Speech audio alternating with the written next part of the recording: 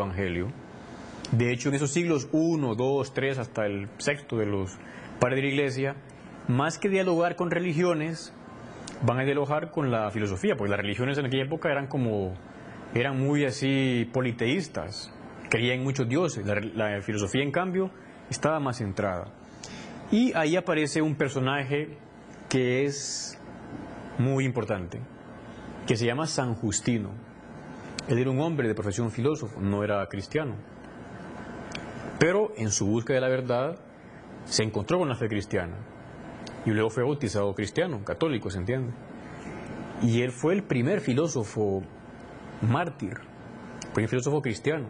San Justino, él utilizó mucho la razón para dirigirse a los emperadores, a la gente culta del Imperio Romano, teniendo como base esa luz que la fe le había dado. San Justino es un prototipo de esta relación entre fe y razón.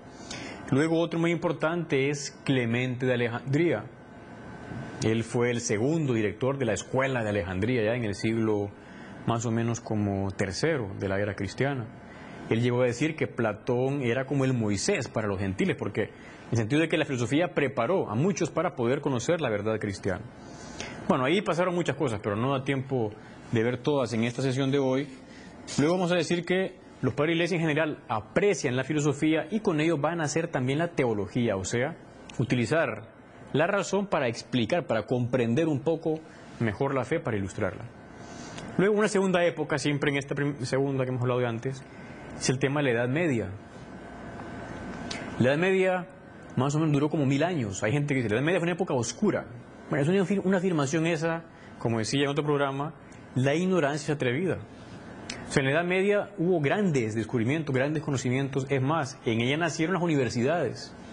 ¿Qué pasó? Cuando cayó el Imperio Romano, en el siglo V, la Iglesia Católica mantuvo el saber durante siglos, el saber anterior y el saber que ella misma había generado. Nacen los monasterios, surge la teología monástica. En los monasterios se pensaba mucho. También algunas pequeñas obras de carácter filosófico. Luego, como fruto de las escuelas que estaban junto a las catedrales, van a aparecer las universidades, Universidad de París, Universidad de Oxford, Cambridge, Salamanca. Todas estas universidades nacieron en el seno de la Iglesia Católica. Y luego aparece la teología que se llamó escolástica, de escuela. Bueno, pues ahí se dan como varios tratados, sobre todo teológicos, pero siempre esa unidad de fe y razón. Ahí estamos hasta en el siglo más o menos 13, 14, 15. Ahora pasamos ya a la tercera etapa, que es cuando se da la separación y se rompe. Se rompe la unidad entre fe y razón. De una legítima separación, porque efectivamente tiene la filosofía un cambio, una metodología propia, de una legítima se pasó a una nefasta separación, como dice el Papa. Y estamos hasta ahora pagando esas consecuencias.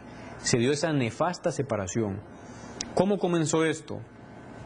Bueno, más o menos puede decirse que la postura que solo viene a valorar la razón se llama racionalismo. Es una deformación el racionalismo.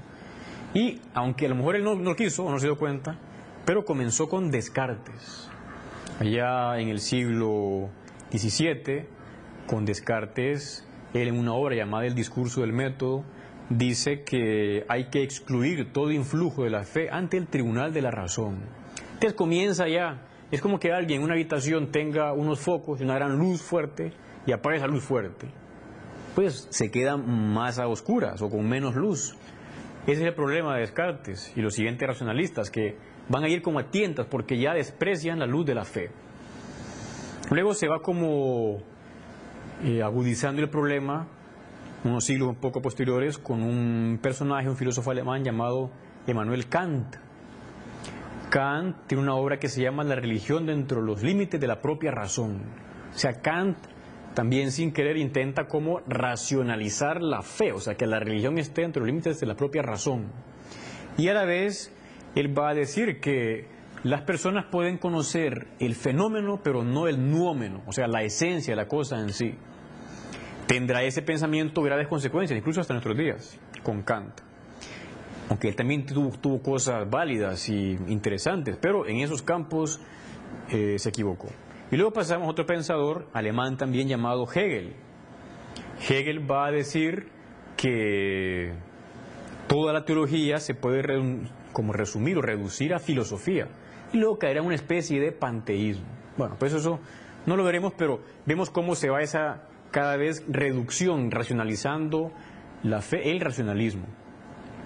La razón se va a cerrar también a la trascendencia, va a pensar que ya no puede como conocer más allá de sí, que solo lo que sea verificable por los sentidos, y se va a atacar o desprestigiar a la metafísica. Bueno, en este ámbito de racionalismo hay un personaje que a mí me gusta mucho recordar, que él supo cómo reaccionar contra esto, se llama Blaise Pascal, que usted conoce algo de Pascal. Pascal era un genio de las matemáticas, también tuvo muchos conocimientos en física, y Pascal nació cuando aún estaba Descartes vivo. Pascal supo oponerse a ese racionalismo, decía, no todo es razón, no todo es razón. Decía, por ejemplo, el corazón tiene sus razones que la razón no llega a comprender. O sea, hay también otro tipo de conocimiento, no solo es con razón. Bueno, Pascal es un paréntesis que supo oponerse a esa corriente del racionalismo. Ahora nos pasamos al otro lado. Decíamos que se había roto la unidad entre fe y razón. Uno solo razón, ahora otro solo fe. ¿Con quién va a darse eso? Más o menos, de manera así, puede decirse que es con Lutero. Allá en el siglo XVI, Lutero y los reformadores protestantes, ellos comenzarán como a centrarse solo en la fe, solo en la Biblia. Ya no hacen caso a la tradición, el magisterio, y también comienzan como a despreciar la misma razón. No le dan un valor importante o en absoluto. Algunos siglos después, un pensador alemán llamado Schleiermacher, él va a decir que la religión es un sentimiento de dependencia hacia Dios, porque como ya había aceptado la rendición de la razón, o sea, no usarla, la religión como un sentimiento, lo que yo sienta, y de hecho mucha gente funciona así a veces, la religión como un sentimiento. Y luego otro llamado Bullmann, él vendrá como a desmitificar, a intentar decir que no podemos con la razón conocer a Cristo, a Jesús, simplemente el Cristo de la fe, como creer así, sin una base racional.